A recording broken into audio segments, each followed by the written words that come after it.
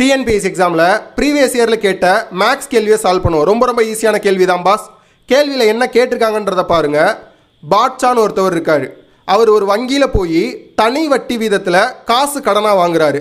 எவ்வளோ வாங்குறாரு? ரூபாய் 8500. 3 ஆண்டுகள் கழித்து வட்டி தொகையோடு சேர்த்து ரூபாய் 11050 வங்கிக்கு திருப்பி செலுத்துறாரு. வட்டி வீதம் என்னன்றதான் கேள்வியாக கேட்டிருக்காங்க.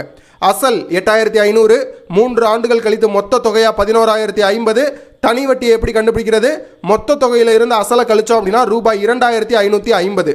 தனி வட்டின்னு சொன்னாலே ஸ்டாண்டர்டான ஃபார்முலா இதுதான்.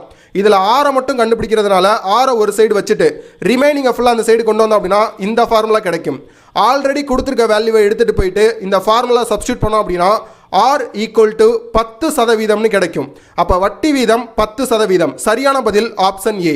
பாஸ், உங்களுக்கான கேள்வி. அதை பார்க்குறதுக்கு முன்னாடி நிக்டோ ஐஏஎஸில் ஆன்லைன் லைவ் கிளாஸ் கூகுள் மீட்டில் ஸ்டார்ட் பண்ணுறோம்.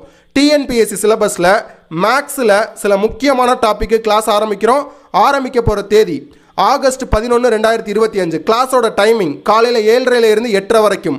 மேலும் விவரங்களுக்கு ஸ்க்ரீனில் தெரிகிற அந்த நம்பருக்கு வாட்ஸ்அப் மெசேஜ் மட்டும் பண்ணுங்கள். பாஸ், உங்களுக்கான கேள்வி. கொஸ்டினை படித்து பார்த்து கரெக்டான ஆன்சரை கமெண்ட்டில் மென்ஷன் பண்ணுங்கள். தேங்க்யூ.